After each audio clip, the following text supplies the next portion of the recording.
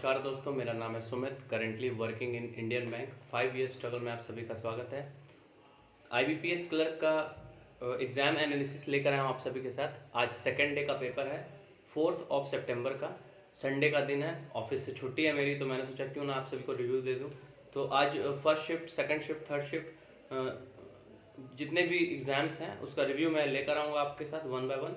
तो आज मैं फर्स्ट शिफ्ट का रिव्यू देता हूँ। सबसे पहले 2 लोगों से मैंने बात किया है और दोनों का यही कहना है कि पेपर का लेवल इजी था। सबसे पहले मैं रीजनिंग से स्टार्ट करना चाहता हूँ। तो रीजनिंग में एक ने 35 अटेम्प्ट किया है और एक ने 34 अटेम्प्ट किया है। पजल आई थी पैरेलल बेस्ड पजल, ठीक है। 5% नॉर्थ में बैठे हुए थे, 5% साउथ में, ठीक है। उसके बाद 7% का फेसिंग इनसाइड वाला पजल था, सर्कुलर बेस्ड पजल। उसके 5 क्वेश्चन थे। मंथ बेस्ड पजल आई थी 7% का, जैसे मार्च से स्टार्ट था, मार्च में जून इस तरह से दिया हुआ था, और 7% है।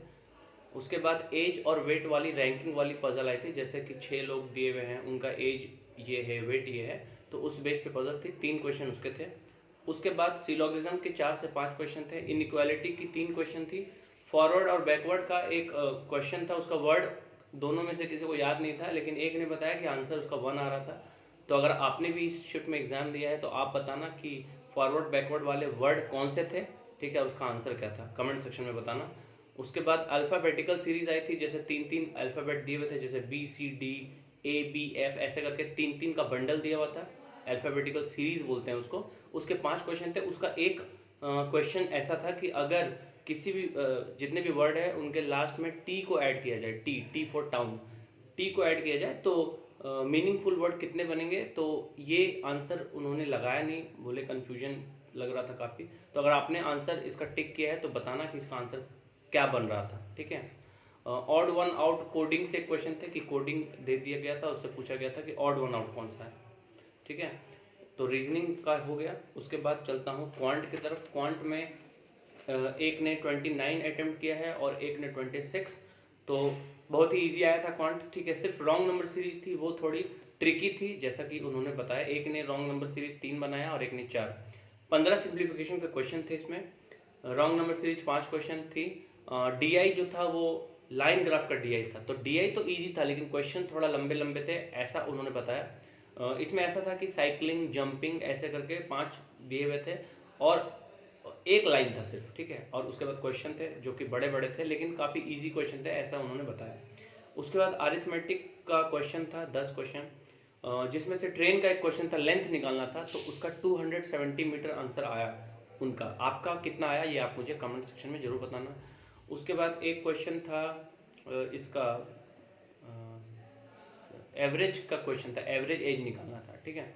तो ये हो गया क्वांट का। अब इंग्लिश की तरफ चलते हैं। इंग्लिश में पैरा जंबल आया था, न्यू पैटर्न वाला, जिसमें से एक सेंटेंस को 5 भाग में तोड़ दिया गया है और पूछा गया है कि बताइए आंसर BCDE होगा कि EGF होगा। इस तरह से 5 क्वेश्चन थे। उसके बाद रीडिंग कॉम्प्रहेंशन था 8 क्वेश्चन। उसमें बहुत ही इंटरेस्टिंग टॉपिक दिया हुआ था, वो था इंटरनेट से रिलेटेड, कि इंटरनेट में पासवर्ड जो हम लोग यूज़ करते हैं, इंडिया में यूज़ करते हैं ईजी पासवर्ड, या फिर अदर कंट्री में, UK में, तो इसको कैसे, पासवर्ड को कैसे हम लोग को प्रोटेक्ट करना चाहिए, हैकर कैसे पासवर्ड को हैक कर लेते हैं, इस पे था। काफ़ी इंटरेस्टिंग अच्छा टॉपिक था। तो इसके दो एक सिनोनिम्स था, एक एंटोनिम्स था। तो सिनोनिम था क्लियर का, एंटोनिम पूछा गया था, और साइट का सिनोनिम। तो क्लियर का एंटोनिम उन्होंने कॉम्प्लिकेटेड लगाया है और साइट का सिनोनिम उन्होंने वेबसाइट लगाया है। आपने क्या लगाया ये मुझे आप कमेंट सेक्शन में बताना। उसके बाद क्लोज टेस्ट का क्वेश्चन था 6 से 7। उसमें टाइगर का ओरिजिनेशन साउथ चाइना से हुआ था और उसके बाद वो इंडिया में कैसे आया, ये उसका थीम था। एरर के क्वेश्चन थे 5। उसमें सेंटेंस दिया हुआ था 4-5 और उसमें पूछा गया था कि कौन सा सेंटेंस एरर फ्री है, ठीक है। जैसे 5 सेंटेंस है, 5 में किसी 4 में एरर है और 1 में एरर नहीं है, तो जो एरर नहीं है वो आपको बताना था। उसके बाद फ्रेज रिप्लेसमेंट के 5 क्वेश्चन थे। तो ये रहा ओवरऑल रिव्यू। मैं अटेम्प्ट बता दे रहा हूँ। एक ने 94 अटेम्प्ट किया है और एक ने 86 अटेम्प्ट किया है, ठीक है। जिन्होंने 94 अटेम्प्ट किया है उनका क्वांट में 29, इंग्लिश में 30 और रीजनिंग में 35 अटेम्प्ट है। और जिन्होंने 86 अटेम्प्ट किया है उनका क्वांट में 26, रीजनिंग में 34 और इंग्लिश में 26 अटेम्प्ट है। तो ये रहा ओवरऑल एनालिसिस।